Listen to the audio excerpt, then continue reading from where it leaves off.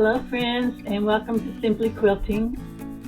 Tonight I am working on a simply pieced quilt because I needed one kind of in a hurry. And so this simple little pieced quilt is made from 10-inch squares, which I don't buy pre-cut, so I cut my own 10-inch squares out.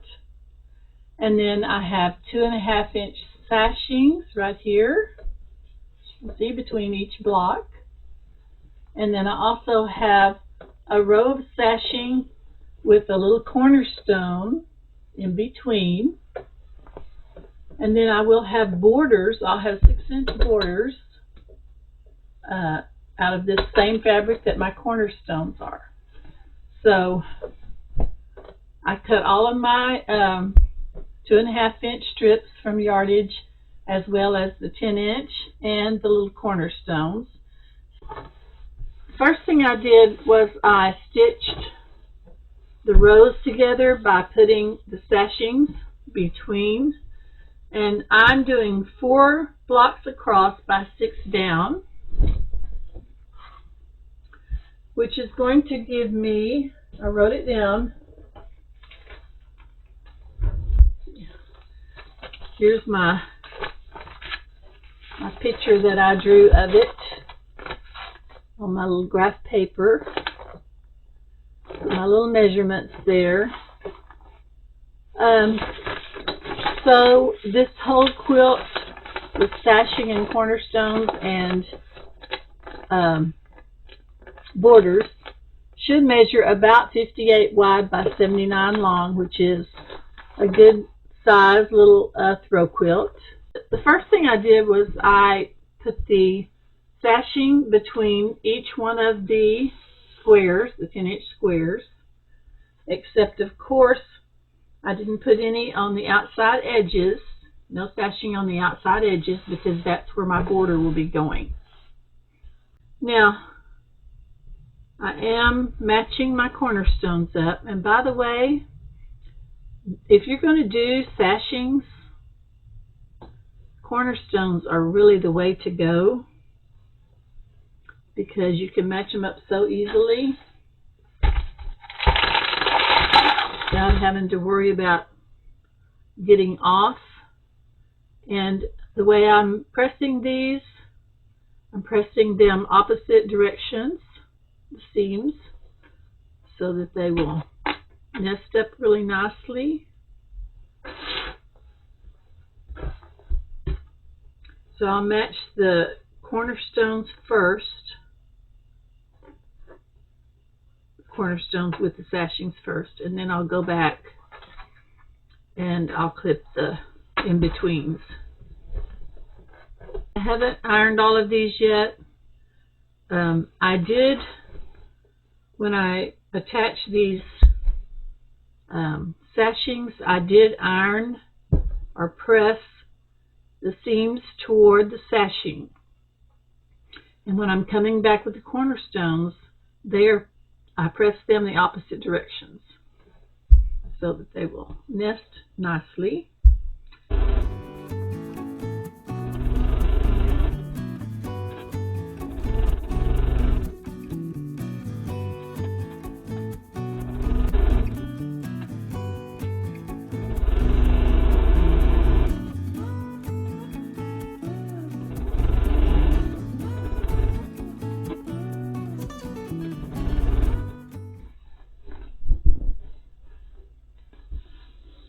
Now I'm not going to finish pressing this until I get finished putting it all together, but then I will decide which direction that I want these long seams to go at that point in time.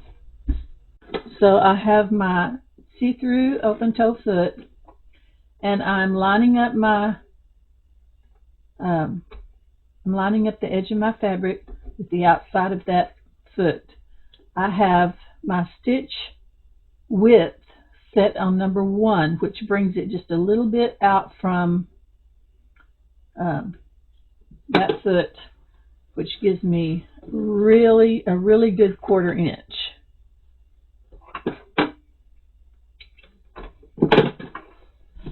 found that using the 1/4-inch foot with the little ledge on it, I've been using it for a long time, but I found that it's kind of inconsistent because without realizing it, I'll start pushing my fabric up against that ledge and then it folds under and gives me too big of a stitch. So I decided to go back to this way.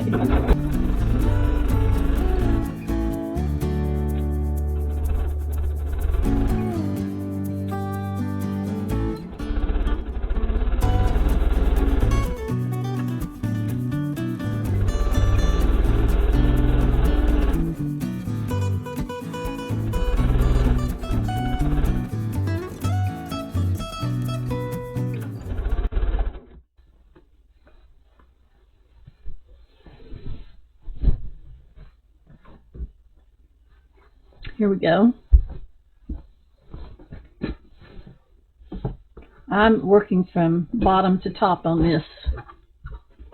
You don't have to do that. You could go any which way you wanted to. But now, make sure you're not putting sashing to sashing. Make sure you're putting a non-sashing to a sashing.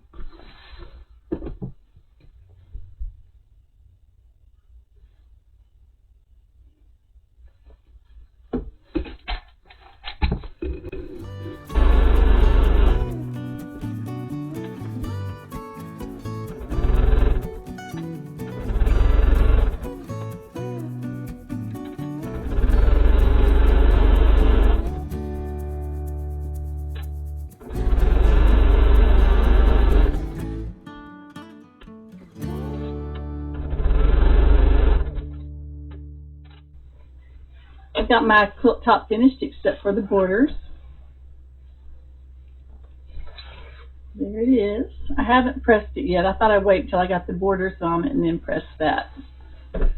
So I'm going to do the 2 long sides first with my 6-inch borders. Let me show you those.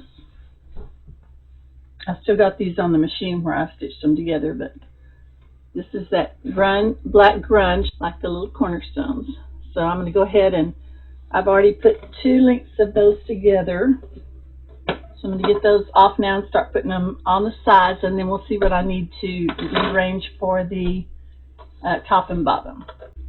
For the borders, I'm keeping the same clear see-through foot on with open toe, but I moved my stitch width over to number 6 so that I could do a 1/2-inch seam. So now I'm going to move it back to where I can do 1/4 inch, which, let's see, that was on 2, I believe, or 1. Yeah, 1. Okay, so I've got it on 1 again. So now I think I'm just going to take and open these seams up. I've got a 1/2-inch seam on each one.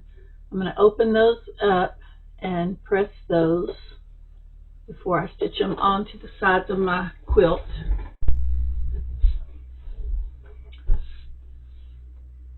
Alright, so I'm getting ready to do my borders. I have sewn 2 lengths of fabric, or width of fabric, 6-inch pieces together for my borders, and I'm doing my long sides first. So I'm just going to put my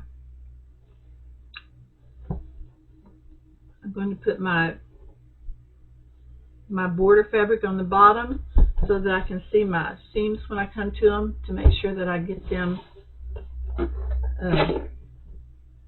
going the right direction as I stitch.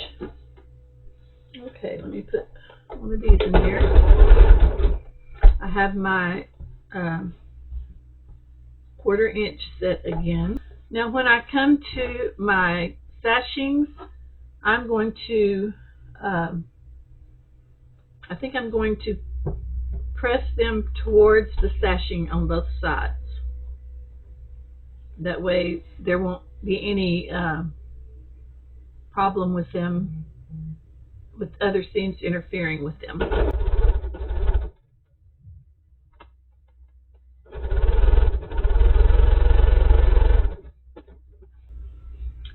I get to my seam on my border, I'm going to make sure that stays open. That's a 1/2 inch seam right there. So it'll open up nicely.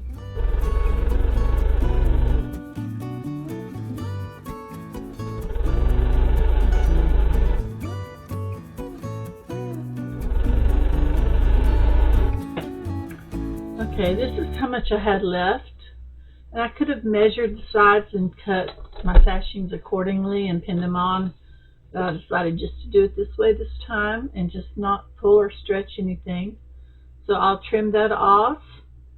But I think I'm going to go ahead and put the other one on first, and then I'll trim them both off at the same time. Okay, I'm ready to do the top and bottom. And I think I'm going to go ahead and start on the short end. That way my seam won't be real close to the end of the edge of the quilt. It'll be more towards the middle, kind of offset from the middle, but I don't like to have a seam that's real close to one side or the other.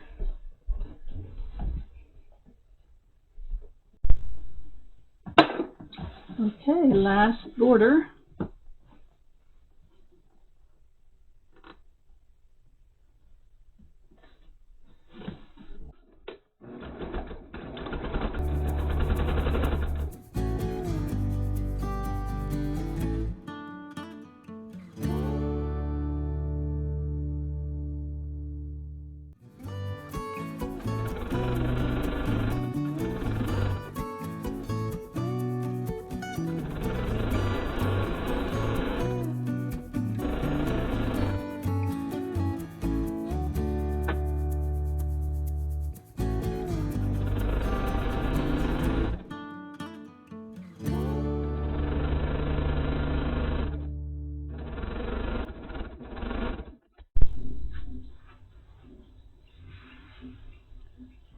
Okay, I have turned it inside out and I've pressed all of my seams the direction that they need to lay down.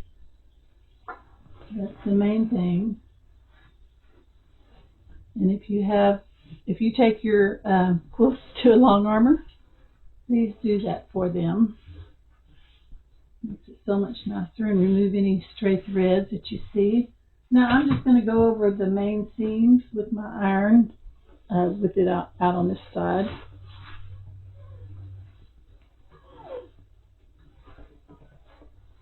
Just to make sure they're lying flat.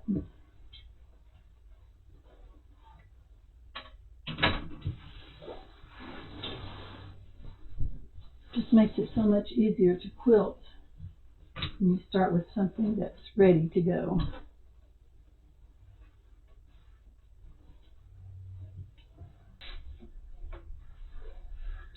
Now I'm using this nice flannel backing. It's very soft. I pre-wash all my flannel before I use them for backings. Just makes them nice and soft and pliable, and it keeps the shrinkage down after the quilt is finished when you wash it. So now I'm just doing a sort of a loop on this all the way across, and it looks kind of like a lasso. So let me show you how that goes.